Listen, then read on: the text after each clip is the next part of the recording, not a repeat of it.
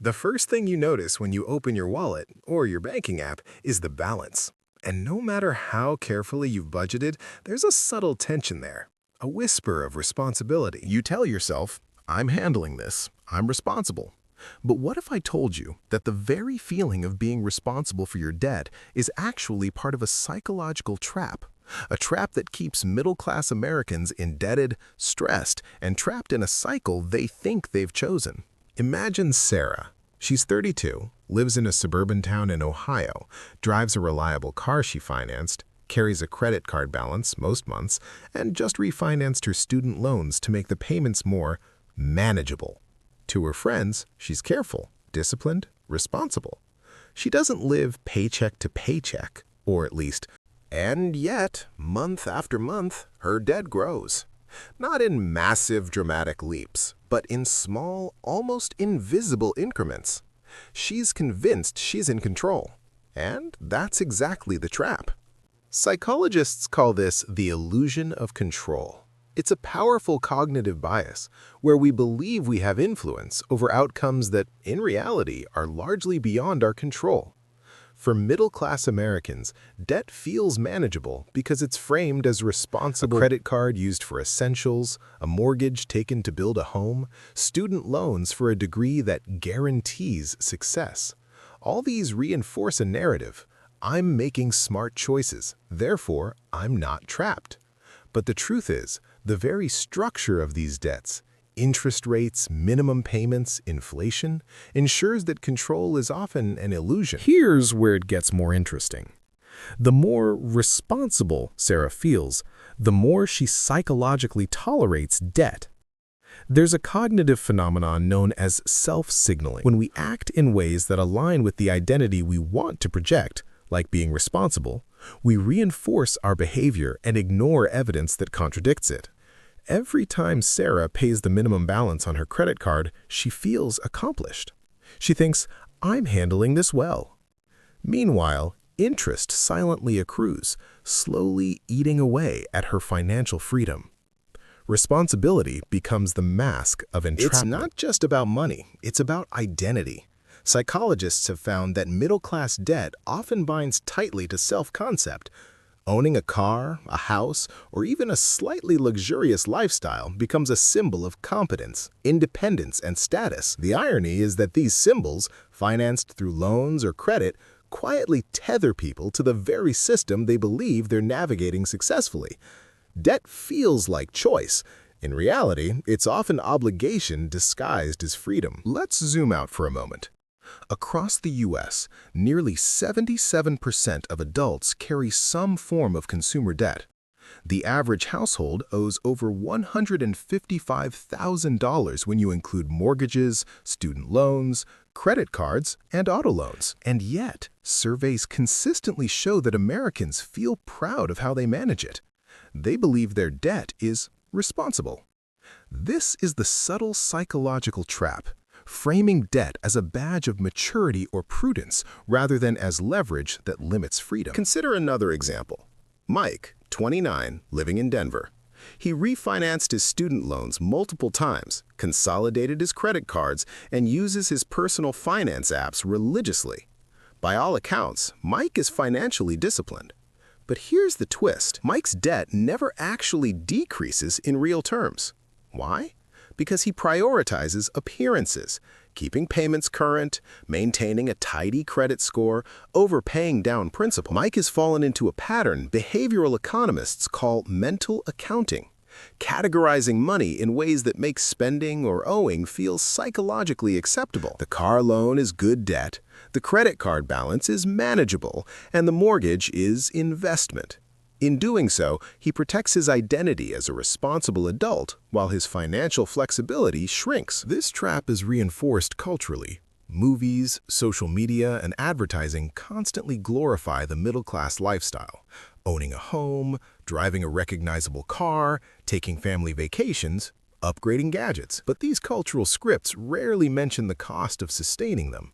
The average person internalizes a message that looks like this. If you're responsible, you can afford these things. And if you're responsible but still stressed about money, the stress is framed as a personal failing, not a systemic one. This combination of self-signaling and societal pressure ensures that middle-class debt isn't just tolerated, it's rationalized. And here's a deeper layer, the emotional payoff. Every time Sarah pays a bill or makes a minimum payment, her brain releases a small dose of dopamine. It's a subtle reinforcement. I am competent. I am managing. I am adulting. But dopamine rewards perception, not reality. The relief she feels is real, but it comes at the cost of slow, invisible erosion of her financial autonomy. Over time, she becomes conditioned to the stress of debt, interpreting it as normal, even deserved. Let's step back and consider what's happening psychologically. Debt is stressful, yes, but manageable stress can feel comforting. The human brain loves narratives of control. Feeling like you are responsible for your situation, even when that situation slowly undermines your independence, creates cognitive dissonance. You suppress the alarm bells because acknowledging them would threaten your sense of identity. In short, middle-class debt works because it feels responsible, and feeling responsible makes it psychologically sticky. By now, you might be thinking, is this just fear-mongering? Not at all. This isn't about avoiding all debt. Few of us could survive without any borrowing. Mortgages, student loans, even carefully managed credit cards can serve real purposes. The trap lies in the illusion of control and the psychological justification that keeps people paying interest rather than building freedom. Debt is seductive not because it's bad. It's seductive because it feels like proof you're good at life. The question we have to ask is uncomfortable. What would happen if Sarah or Mike truly understood the invisible mechanisms controlling their financial lives? If they recognized that every responsible payment reinforces a system designed to keep them tied down, would they feel liberated or terrified? And more importantly, how many people are living in this illusion right now, convinced that responsible debt is the same as control? In the next part, we'll dive into the historical and cultural forces that made this trap so powerful. We'll explore why middle-class debt isn't just a personal challenge, it's a societal design, engineered by psychology, finance, and culture to make responsibility feel rewarding even as freedom slowly slips away. Imagine this. It's 1955, and you're a young professional in the post-war United States. You've got a shiny new refrigerator, a car in the driveway, and a mortgage on a suburban home. You're living the dream, and everyone around you is too. But there's a subtle condition baked into this dream. Debt is not just acceptable, it's expected. Fast forward to today, and not much has changed. The forms of debt may have multiplied, student loans, credit cards, auto loans, but the message is eerily consistent. Borrowing is a sign of progress, responsibility, and adulthood. Psychologists call this social normalization. When a behavior is normalized by culture, people stop questioning it. And in the US, debt has been normalized to the point where feeling burdened by it is seen as a personal failing, not a structural inevitability. Let's take a closer look at student loans, one of the most psychologically potent traps of all. In 2025, the total student loan debt in the US hovers around $1.7 trillion. That's trillion with a T. And yet, from the moment a high school student graduates, society whispers, "This is an investment in your future. You're responsible for your education. You'll earn it back eventually." Notice the language. Responsibility is the anchor. It's not framed as a gamble with long-term consequences. It's framed as virtue. Borrowing becomes a badge of maturity. This framing is reinforced at every turn. Advertisements glorify financing. Own your car today, pay over time. Or invest in your home now, enjoy later. Social media subtly celebrates lifestyles sustained by debt. Influencer apartments, vacations, gadgets. Each post, each ad reinforces a narrative that responsible borrowing equals responsible living. And here's the kicker. Because it feels like responsibility, it's psychologically comforting. The mind equates paying interest with virtue. The more responsible you feel, the less likely you are to question the system that keeps you indebted. But why does debt feel so psychologically safe? Part of the answer lies in what behavioral economists call loss aversion. Humans are wired to fear immediate losses more than abstract, long-term consequences. Paying your minimum credit card bill or mortgage each month feels like a win. You avoided an immediate penalty. The slow, invisible accumulation of interest and lost opportunity costs, our brains treat that as abstract, distant, almost irrelevant. Middle-class debt leverages this quirk brilliantly. It presents small, manageable pain now in exchange for a far larger delayed cost, which our brains struggle to internalize. Let's zoom in on auto loans. Cars are perhaps the most emotionally charged form of debt for the middle class. Why? Because cars are more than transportation, they're identity. Driving a certain make or model signals success, competence, even taste. And here's the twist. The more you finance that image, the more you reinforce the trap. Psychologists call this identity anchoring. When your possessions validate your self-concept, you'll tolerate costs that would otherwise feel unacceptable. That responsible car payment? It's not just a financial transaction, it's proof that you are the person society expects you to be. But middle-class debt doesn't just rely on psychology, it thrives on social comparison. Ever notice how a neighbor's new house, a coworker's latest gadget, or a friend's family vacation can trigger a pang of envy?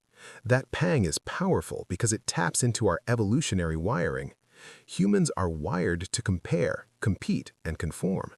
Advertisers and financial institutions exploit this instinct, presenting borrowing as the socially acceptable way to maintain status. You aren't just borrowing money, you're borrowing social approval. And the more approval you chase, the deeper you fall into the trap. The trap deepens when we consider the role of credit scoring. Credit scores are a classic psychological lever. They translate financial behavior into a numerical judgment of morality. High score equals good person, low score equals irresponsible. This system is genius because it makes people internalize debt as a reflection of character. Paying bills on time, keeping balances low, juggling loans, these behaviors feel virtuous even when they perpetuate financial dependence. Middle-class Americans aren't just managing money, they're managing identity with credit as the scoreboard. And yet, for all this responsible behavior, freedom remains elusive. According to a 2024 Federal Reserve report, nearly 40% of adults would struggle to cover a $400 emergency expense.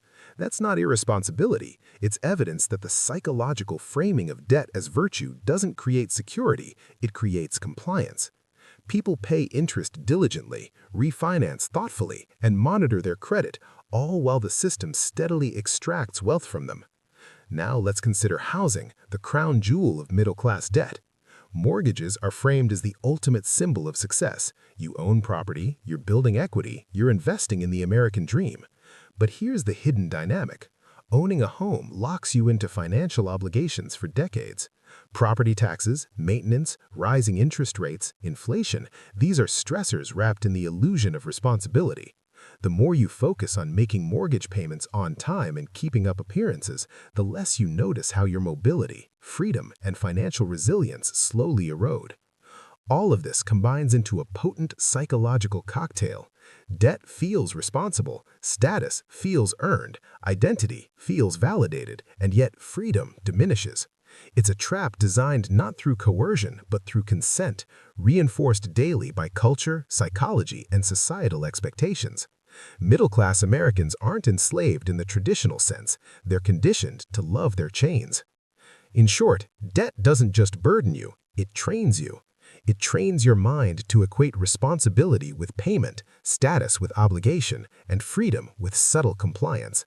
By the time you recognize the trap, it's often too late to escape without significant effort, sacrifice, or a radical shift in perspective.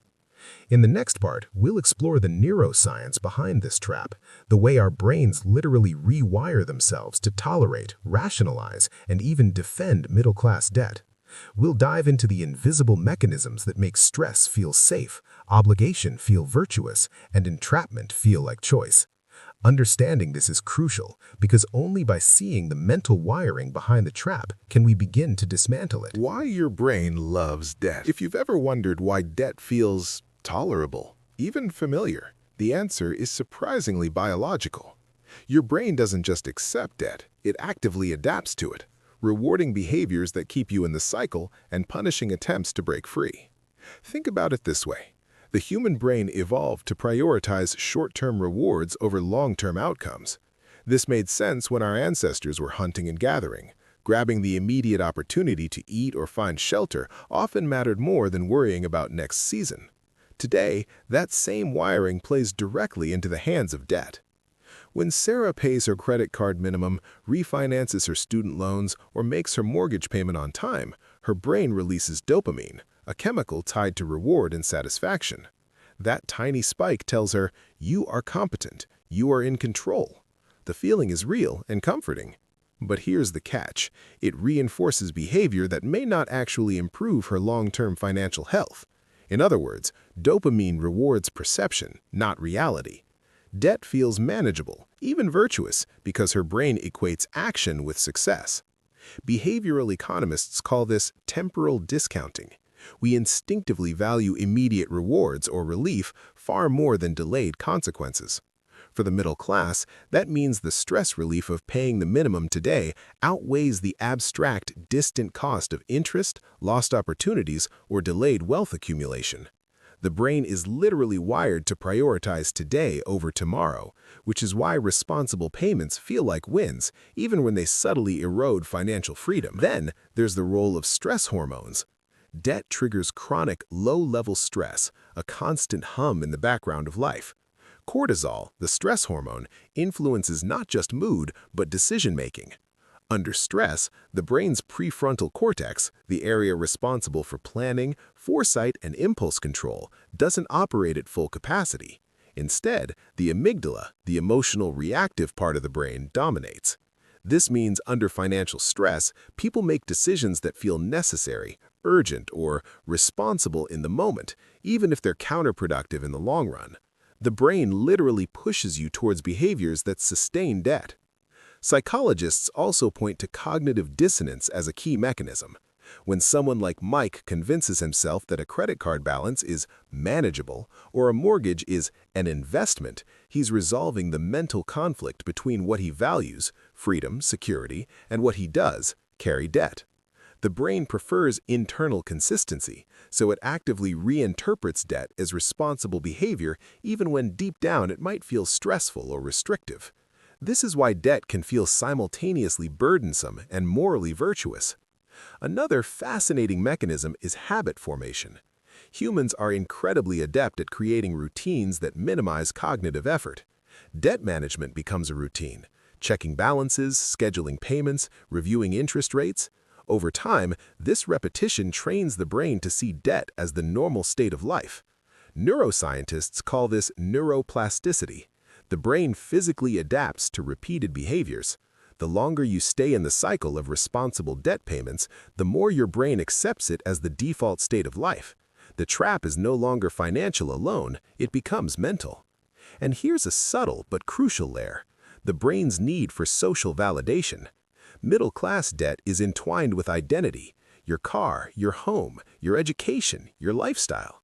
Psychologically, maintaining appearances under financial strain activates the brain's social circuits, particularly those linked to approval and reputation. In other words, the more you manage debt responsibly to look competent or successful, the more your brain rewards you with feelings of pride and social security.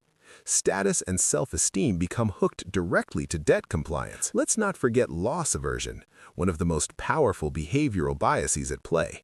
Psychologists Kahneman and Tversky showed that humans feel the pain of losses about twice as strongly as the pleasure of equivalent gains. When it comes to debt, this means missing a payment, defaulting, or even considering a radical financial change feels terrifying, often more so than the slow accumulating cost of interest feels painful.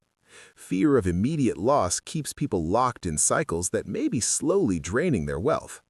The interplay of these mechanisms, dopamine rewards, temporal discounting, stress hormones, cognitive dissonance, habit formation, social validation, and loss aversion, create a perfect storm.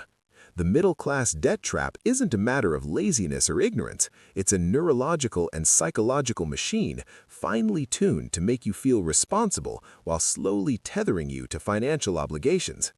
Here's a real-world example. Consider someone paying off multiple loans and a mortgage. They feel good each month when payments are on time.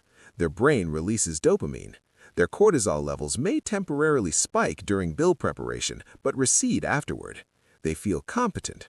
Yet at the same time, minimum payments barely cover interest, long-term savings stagnate, and the sense of freedom never grows. They are literally neurologically rewarded for staying inside the trap. The more responsible they act, the more entrenched they become. This is why breaking free feels counterintuitive. It requires overriding years of neuroplastic conditioning, cultural expectation, and cognitive biases. Choosing freedom over perceived responsibility feels uncomfortable because it violates the brain's learned reward systems. Walking away from debt, paying it down aggressively, or dramatically simplifying life often triggers anxiety before relief, even if the long-term benefit is enormous. In short, your brain doesn't just accept middle-class debt, it actively sustains it. Feeling responsible is not a sign of control. It's evidence that your neural circuits have been trained to reward compliance and punish liberation. Understanding this is the first step towards reclaiming real financial freedom. In the next part, we'll explore practical ways to start dismantling this psychological trap. We'll examine strategies that go beyond budgeting and frugality, techniques rooted in behavioral science and psychology that allow you to rewire your brain, reclaim autonomy, and finally see debt for what it truly is, a choice, not a virtue. Rewiring your mind for freedom. By now, it's clear that middle-class debt isn't just a financial problem. It's a psychological one. The trap works because your brain rewards what keeps you tethered and punishes what could liberate you. But here's the empowering truth. The same principles that got you trapped can be used to free yourself. It starts with understanding the mechanisms, then taking deliberate action to rewire your behavior, identity, and perception of money. Let's begin with identity. Remember Sarah, the 32-year-old from Part 1, who felt responsible while her debt quietly grew? The first step for anyone in her position is to separate identity from debt. This is radical because most of us tie self-worth to financial success. But you are not your mortgage. You are not your student loans. You are not your car payments. Reframing your self-concept reduces the emotional hold debt has over you. Psychologists call this identity decoupling, recognizing that the habits or obligations you've taken on do not define your inherent value. Once you internalize this, stress decreases, decision-making improves, and the brain is more open to change. Next is behavioral restructuring. Your brain loves routines. This is why debt payments feel comforting. But routines can be repurposed. Instead of paying the minimum on multiple debts each month, create a system that rewards real progress. Behavioral scientists recommend the snowball or avalanche methods. Either pay off smaller debts first for emotional wins, or attack high-interest debt first for maximum financial impact. The key is to generate consistent, observable victories that trigger dopamine, not just the illusion of control, but actual forward movement. Sarah might start by paying off a $500 credit card balance completely. That success floods her brain with reward signals, reinforcing new habits. Unlike the old routine, where paying interest felt like accomplishment, this new approach attaches the brain's pleasure system to freedom, not compliance. Over time, these rewired associations reduce the psychological comfort of staying in the trap. Another critical tool is environmental design. Your surroundings and triggers profoundly influence behavior. If every weekend is spent scrolling Instagram or seeing ads for cars, houses, or luxury vacations, your brain continues to associate spending with status and self-worth. Changing the environment, unfollowing accounts that trigger spending, unsubscribing from store emails, and avoiding lifestyle comparisons reduces the cognitive load of resisting temptation. Less friction means the brain can focus on meaningful financial actions instead of constantly battling conditioned impulses. Then there's cognitive reframing. Remember cognitive dissonance? Debt feels virtuous because your brain wants consistency between identity and action. You can exploit this by redefining what responsible actually means. Instead of responsible being tied to making minimum payments, define it as responsible for building freedom. Each payment, each financial decision should reinforce autonomy, not compliance. Over time, this flips the reward system. Paying down principal and reducing obligations now triggers pride and security, replacing the dopamine associated with the illusion of control. Let's look at social strategies too. Social comparison traps are powerful, but they can be inverted. Surround yourself with people who value financial freedom over appearances, friends or communities focused on saving, investing, or living simply. Neuroscience shows that social validation strongly influences reward pathways. If your peer group celebrates freedom, creativity, or debt reduction, your brain starts associating those behaviors with approval, replacing the old rewards tied to appearances and consumer status. Next, let's tackle stress directly. Chronic debt-related stress rewires the brain towards short-term thinking. Mindfulness, journaling, and visualization exercises counteract this. For example, visualize the day you finish paying off a major debt. Imagine the relief, freedom, and choices available. Studies show that mental simulation of desired outcomes activates the brain's reward centers almost as powerfully as real achievement. By imagining liberation, your brain begins to treat it as attainable, reducing anxiety and building motivation. Finally, there's the radical step of agency first, optimization later. Many people get stuck endlessly tweaking budgets, refinancing, or comparing options without ever attacking the root of the trap. True liberation starts with bold, decisive actions, paying down one debt aggressively, selling a high-cost item, or even relocating to reduce obligations. Small wins accumulate into momentum. Neuroscience calls this behavioral momentum.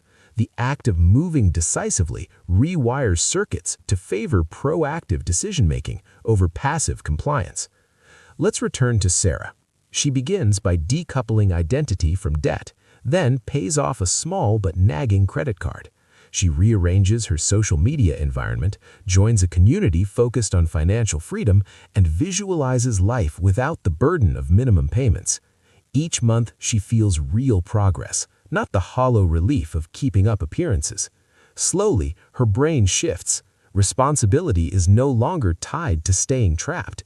It's tied to building autonomy. The broader lesson is clear. Middle-class debt will always tempt you with the illusion of responsibility, but the trap can be dismantled by working with your brain, not against it. Understand reward systems, manage identity, design your environment, and take bold action. When you do, debt transforms from a source of psychological comfort to a tool under your control, or better yet, a problem you systematically eliminate. In the final part, we'll tie it all together. We'll explore the mindset shifts and life strategies that allow Americans to reclaim financial freedom, leverage psychology instead of falling victim to it, and redefine what responsible truly means, turning the middle-class debt trap into a story of empowerment rather than confinement. Reclaiming freedom and redefining responsibility. By now, you've seen how middle-class debt is more than just numbers on a balance sheet. It's a psychological trap, a cultural expectation, and a neurological conditioning. It's clever, subtle, and insidious, but it's not invincible. The moment you recognize the forces at play, the illusion of control, social pressure, dopamine rewards, cognitive dissonance, you gain a level of clarity most people never experience. And clarity is the first step toward freedom. Here's the reality. True financial responsibility isn't about paying interest diligently, maintaining appearances, or keeping a tidy credit report. Those behaviors may feel virtuous, but they are often the very things keeping you tethered. Real responsibility is about autonomy, the ability to make choices unconstrained by obligations, appearances, or societal expectations. It's about creating a life where your money works for you, not the other way around. Let's return to Sarah one last time. After months of intentional changes, decoupling identity from debt, building new routines, paying off smaller loans first, and redesigning her environment, she begins to experience something profound. breathing room. Not just financial breathing room, but mental breathing room. The pressure to maintain appearances fades, and decisions that once felt terrifying suddenly feel empowering. For the first time in years, she's acting with freedom, not compliance. And that feeling, freedom, is addictive in a way the old dopamine of responsible debt never was. This transformation starts small. It may be as simple as paying off a single credit card, refusing to chase status through purchases, or visualizing life free from financial obligation. Each act, each choice rewires the brain's reward system. The neural pathways that once rewarded obedience to debt now reward autonomy. Over time, this snowballs into something bigger, a mindset shift, a lifestyle shift, a liberation from cultural scripts that have quietly controlled behavior for decades. But here's the crucial insight. The debt trap isn't just financial, it's psychological. That means breaking free requires both strategy and self-awareness. It's not enough to make a budget or refinance a loan. You must actively challenge the stories you've been told. Responsible debt is virtuous, freedom is dangerous, appearances define worth. Once those narratives are dismantled, action becomes easier, risk becomes manageable, and choices become real. The stakes are high. Americans carry trillions in debt, often believing they are managing it responsibly. And yet, freedom, the real kind, is rare. Financial security, mobility, and flexibility are not guaranteed by virtue alone. They are earned by intentionality, by understanding the mind, by designing your environment, and by taking decisive steps toward autonomy. Now, imagine what would happen if everyone embraced this approach. Imagine a society where responsibility meant mastery over obligations, not compliance, where identity was independent of debt, where social comparison motivated growth rather than enslavement. The psychological trap wouldn't disappear overnight, but awareness would create resilience, and resilience breeds freedom. The key takeaway is simple but profound.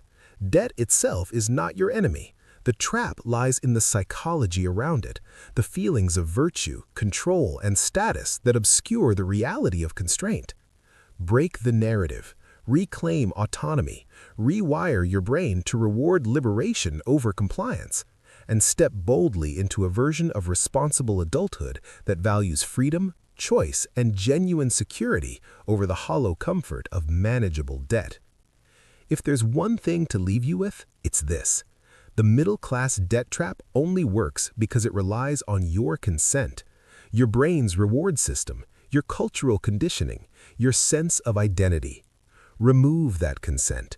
Reframe your definition of responsibility. Take one deliberate step today toward financial autonomy. It doesn't have to be big, it just has to be intentional. Over time, those steps compound into a life where debt is no longer a badge of virtue, but a tool under your control, or better yet, a problem you've solved.